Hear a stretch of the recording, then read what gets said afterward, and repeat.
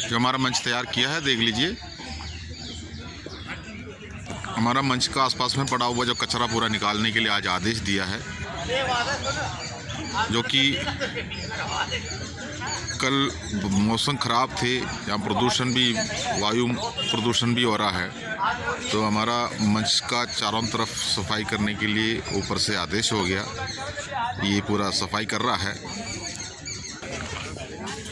जो कल हमारा एक आदमी जो बुखार होके कल एडमिट हो गया था, एम्बालमेंट हॉस्पिटल में एडमिट हो गया, चला गया, बुखार थे, तो कोई डेंगू का जो शिकायत बता रहा है, उसकी वजह से हमारा मंच का आसपास में सफाई करने का आदेश हो गया। ऊपर से हमारा स्वास्थ्य का ख्याल रख रहा है सरकार, ऐसी बात नहीं है, मैं आपको ये कह रहा हूँ और कुछ नहीं है। संगति की तरह लगे हैं, सारे विसंगतियाँ दिखा के हमारा 7वें पे कमीशन का बैनर पड़ा है।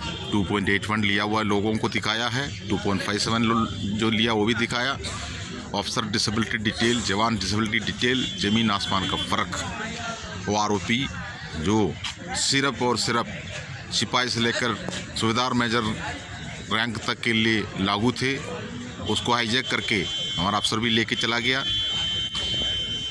हम लोगों को लॉलीपॉप ही पकड़ा दिया। अब विधवा पेंशन जो आप देख लीजिए, जो नीचे जो इंग्लिश का जो परसेंटेज देखो आप लास्ट कॉलम में, जो अफसरों के लिए 73% जो 2006 का जो उनका बेसिक से, जो 2023 का जो जनवरी में जो बेसिक पहुंच गया 873% का बढ़ोतरी है।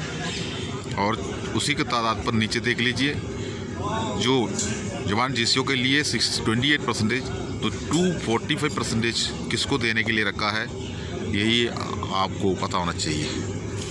और आपको ये भी दिखा रहा हूँ, जो हमारा सर्विस पेंशन भी वही जैसे परसेंटेज आप देख लीजिए, जो परसेंटेज का कॉलम में आकर देख लो।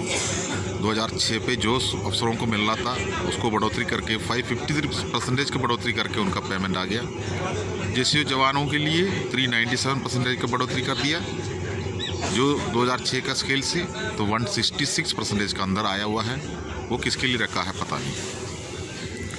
अभी मैं आपके एमएसपी के जो कोड दिखा रहा हूँ, एमएसपी एक कहानी है, एक जुमला है, क्योंकि 15,500 रुपये अगर हमको देना है तो पहले तो सर्विस में जो है उनको देना पड़ेगा, उसके बाद उसका आधा जो रिटायरमेंट होता हमको मिलता है, ये तो सबको पता है। लेकिन बहुत चालाकी से हमारा वॉइस ने सरकार को फ़ायदा देने के लिए, अफसरों को फ़ायदा देने के लिए, इसको 2016 में ले जाकर कोर्ट में डाल दिया, हाई कोर्ट में। अब केस चल रहा है, तारीखों पर तारीख। अभी इस महीना तारीख दिया है। हमेशा आपको वकील वहाँ पर तारीख अटेंड करने के बाद वकील हमको बोलता है, वकील वहाँ पर भाषण देता है, हम तो सेना से रिटायरमेंट हुआ सैनिक है, एडीएमसी बना हुआ है, और हम हाई कोर्ट सुप्रीम कोर्ट का वकील है, जो आर्मी एयरफोर्स नेवी से रिटायरमेंट है, इसलिए हमने केस बिल्कुल फ्री में लड़ रहा है, हम कोई पैसा नहीं ले रहा है, आप लोगों किसी को कोई पैसा देने की ज़रूरत भी नहीं। लेकिन 2016 से वॉइस ने हर जगह पर इसका पैसा मांगते हुए, वकील को पैसा देना है, इसका पैसा मांगते हुए इसका प्रचार करके अपने अकाउंट में पैसा भी इकट्ठा किया था। ये भी हमने देखा। जिसने केस डाला है उन्होंने अपना कमाई का जरिया बना दिया और केस फ्री में चल रहा है, ये भी हमने सुना।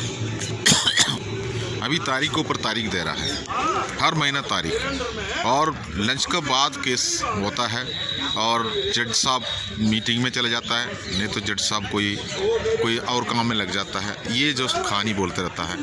लेकिन एक बात है, ये केस जो है हाई कोर्ट में है, तो केस हाई कोर्ट में है 2016 से लेकर अभी 2023 चल रहा है, तो आपको पता है 7 साल हो गया। लेकिन ये अभी हाई कोर्ट में है। अब इसका जो इस महीना और तारीख दिया है, लेकिन इसको कुछ नहीं होना है, मैं आपको बता रहा हूँ। ये तो जो केस डाला है उनका फैक्ट्री चलाने के लिए कमाई कर रहा है।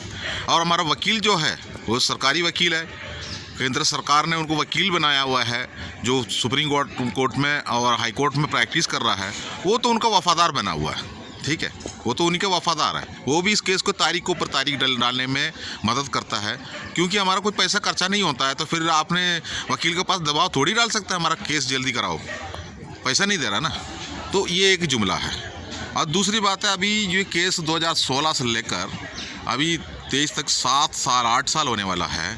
अभी मान लो 1-2 हेयरिंग में सरकार को बुला लेंगे, सरकार वकील बहस करेंगे, तारीख के ऊपर तारीख आगे बढ़ते रहेंगे, तब तक इलेक्शन भी आगे निकल जाएंगे। उसके बाद मान लो हाई कोर्ट ने अगर बोल दिया है OROP सभी को दे दो, नहीं तो 5,400 रुपये जो JCO जवान को दिया है उसी हिसाब से सबको दे दो, समानता आ जाएंगे, इक्वालिटी आ जाएंगे। नहीं तो 15,500 अफसरों ने ले रहा था उसी जैसा JCO जवान को भी दे दो और नर्सिंग को भी दे दो, तो क्लियर हो जाएंगे। तो एक बार 100 रुपये लिया है तो उसको 99 रुपीज़ देना शुरू कर दिया, तो वो भी एक रूलिंग है, उसी हिसाब से दे भी नहीं सकता है, कम नहीं कर सकता है, तो हमको बढ़ा के देना है। लेकिन हम कहता है पैसा नहीं होने से उनका भी कम कर लो, हमारा बराबर कर लो, उनसे पूरा ब्याज सहित वापस ले लो। हमने यही तो पूरा मेमोरेंडम में हमने लगा कर रखा था। अगर कोर्ट ने देने के लिए बोल दिया तो सरकार जाएंगे सुप्रीम कोर्ट में। अब हाई कोर्ट में ये केस डाल कर रखा ना, क्यों हाई कोर्ट में डाल, चलिए चालाकी से हाई कोर्ट में डाला है ये।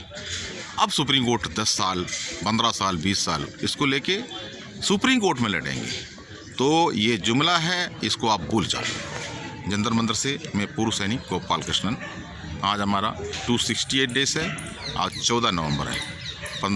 25 नवंबर को रेल रोको आंदोलन में बढ़ चढ़ कर हिस्सा ले लीजिए, जो कि हमारा गुलामी और हमारा विसंगति को दूर करने के लिए यही रास्ता है। हमने मांगा है जुडिशरी कमेटी, हमने मांगा है जुडिशरी कमेटी। देख लीजिए इसके अंदर लिखा हुआ है हमने क्या मांग किया है। और ये जो बोर्ड देख लीजिए, इसी के अंदर हमने 10 सवाल पूछा गया है, लेकिन अभी तक इस सवालों का जवाब नहीं आया है। तो फिर हमने मांगा है, सबका सैनिक संघर्ष समिति कमेटी द्वारा यही मांग किया है, लेकिन सरकार अभी तक नहीं सुना है। 9 महीना होने वाला है, हो चुका है, 9 महीना चल रहा है। 268 डेज से बगल में बोर्ड देख रहा हूँ। इसलिए 25 नवंबर को मजबूरन हम लोगों को रेल रोको आंदोलन में जाना पड़ रहा है। जो हमारा नारा है, अभी नहीं तो कभी नहीं। जय हिंद।